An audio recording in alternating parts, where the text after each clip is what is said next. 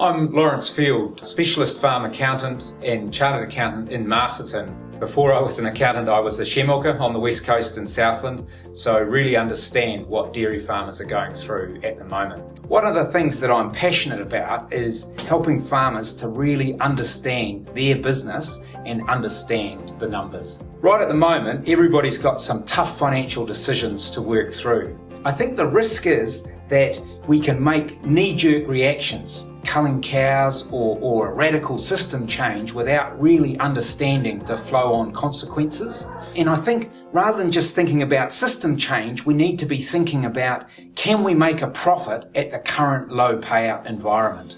Because if we can't, and that means we've made a loss, then somehow that loss needs to be funded. Ongoing funding of losses has a real impact on viability.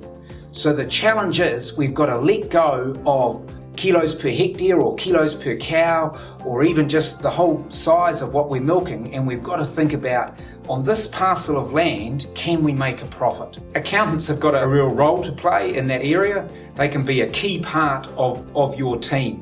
They can help you to understand your numbers. They might be reviewing them, checking them, and really making sure that they're on track. It also increases your credibility perhaps with your financier, with your other advisors. This will help the banker to have real faith that you're onto it, that you understand what's going on and where your business is heading. One of the key parts of understanding your numbers is going beyond the kind of in-season income and whether it's a profit or a loss, and understanding the impact that has on the viability of your business. That means understanding your balance sheet. Now, they're not that scary. I've talked to farming groups up and down the country, and they've come away from it saying, "Oh, Lawrence, balance sheets are actually quite simple." So all we need to understand is a balance sheet represents the fact that assets always must equal liabilities plus equity. If you've got $100,000 of assets and you've got 40,000 of liabilities, then your equity must be 60,000 or 60%. So they must always add up to 100.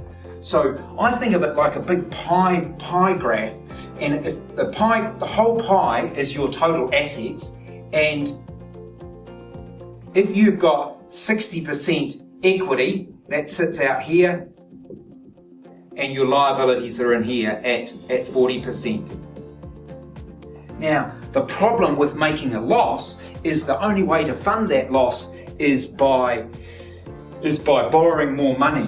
And so what happens is your liabilities increase, your equity gets chipped away at, it gets reduced because you're making those losses, you're having to increase your borrowings. And if that gets round to a point out here somewhere, then beyond perhaps 60 or even 70% liabilities, in most cases, that business is starting to look pretty shaky. So if you understand where you are on the pie graph, then that's a start. And one of the options that you might have is you may have some non-performing assets in the business. You might have a runoff that's not really pulling its weight. You might have a beach house that you just can't justify anymore. And if you were to sell down those assets, then okay, your total asset, the pie has got smaller, but your equity percentage has increased because you've reduced your liabilities. So I think the action point from this is to really understand this. Don't think about, will the bank lend me any more money? It's more about, can my business sustain any more borrowings?